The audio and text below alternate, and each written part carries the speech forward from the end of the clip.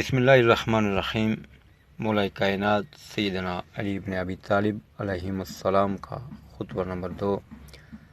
جس میں بعثت امام الانبیاء علیہ السلام کے وقت لوگوں کے حالات اور آل رسول صلی اللہ علیہ وآلہ وسلم کے اوصاف اور دوسرے افراد کی کیفیت کا ذکر کیا گیا ہے۔ میں پروردگار کی حمد کرتا ہوں اس کی نعمتوں کی تکمیل کے لیے، اور اس کی عزت کے سامنے سر تسلیم خم کرتے ہوئے میں اس کی نافرمانی سے تحفظ چاہتا ہوں اور اس سے مدد مانگتا ہوں کہ میں اس کی کیفیات و کفالت کا محتاج ہوں۔ وہ جسے ہدایت دے دے وہ گمراہ نہیں ہو سکتا ہے، اور جس کا وہ دشمن ہو جائے اسے کہیں پناہ نہیں مل سکتی۔ جس کے لیے وہ کافی ہو جائے وہ کسی کا محتاج نہیں ہے۔ اس حمد کا پلہ ہر باوزن شے سے گراں تر ہے، اور یہ سرمایہ ہر خزانہ سے زیادہ قیمتی ہے۔ میں گواہی دیتا ہوں کہ اللہ ایک ہے، اس کا کوئی شریک نہیں ہے، اور یہ وہ گواہی ہے جس کے اخلاص کا امتحان ہو چکا ہے اور جس کا نچوڑ عقیدہ کا جز بن چکا ہے۔ میں اس گواہی سے تا حیات وابستہ رہوں گا اور اس کو روز قیامت کے ہولناک مراحل کے لیے ذخیرہ بناؤں گا۔ یہی ایمان کی مستحکم بنیاد ہے اور یہی نیکیوں کا آغاز ہے، اور اس میں رحمان کی مرضی اور شیطان کی تباہی کا راز مضمر ہے۔ اور میں گواہی دیتا ہوں کہ محمد صلی اللہ علیہ وآلہ وسلم اللہ کے بندے اور اس کے رسول ہیں۔ انہیں پروردگار نے مشہور دین،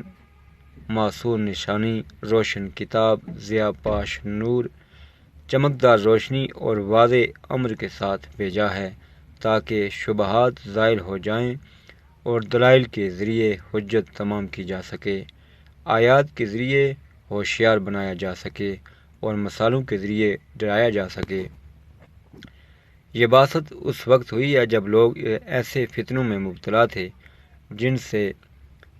جسمان دین ٹوٹ چکی تھی، یقین کے ستون ہل گئے تھے، اصول میں شدید اختلاف تھا اور امور میں سخت انتشار، مشکلات سے نکلنے کے راستے تنگ و تاریک ہو گئے تھے، ہدایات گمنام تھی اور گمراہی برسر عام، رحمان کی معصیت ہو رہی تھی اور شیطان کی نصرت، ایمان یکسر نظر انداز ہو گیا تھا، اس کے ستون گر گئے تھے اور آثار ناقابل شناخت ہو گئے تھے، راستے مٹ گئے تھے اور شاہراہیں بے نشان ہو گئی تھیں، لوگ شیطان کی اطاعت میں اس کے راستے پر چل رہے تھے۔ یہ لوگ ایسے فتنوں میں مبتلا تھے جنہوں نے انہیں پیروں تلے رون دیا تھا اور سموں سے کچل دیا تھا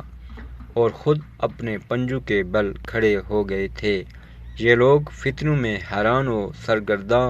اور جاہل و فریب خوردہ تھے۔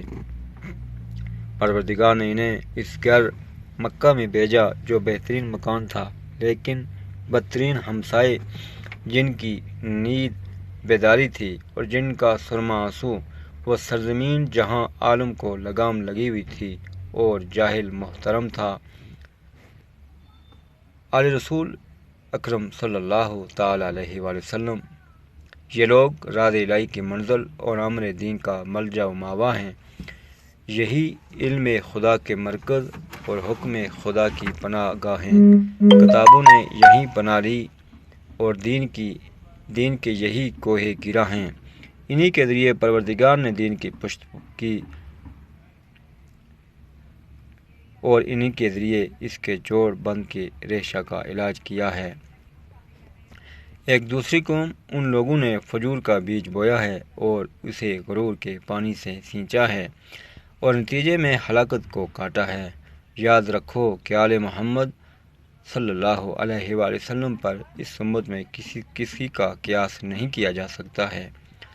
اور نہ ان لوگوں کو ان کے برقرار دیا جا سکتا ہے جن پر ہمیشہ ان کی نعمتوں کا سلسلہ جاری رہا ہے۔ آل محمد دین کی اساس اور یقین کا ستون ہیں، ان سے آگے بڑھ جانے والا پلٹ کر انہی کی طرف آتا ہے اور پیچھے رہ جانے والا بھی انہی سے آ کر ملتا ہے۔ ان کے پاس حق و ولایت کی خصوصیات ہیں اور انہی کے درمیان پیغمبر کی وصیت اور ان کی وراثت ہے۔ اب جب کہ حق اپنے اہل کے پاس واپس آ گیا ہے اور اپنی منزل کی طرف منتقل ہو گیا ہے،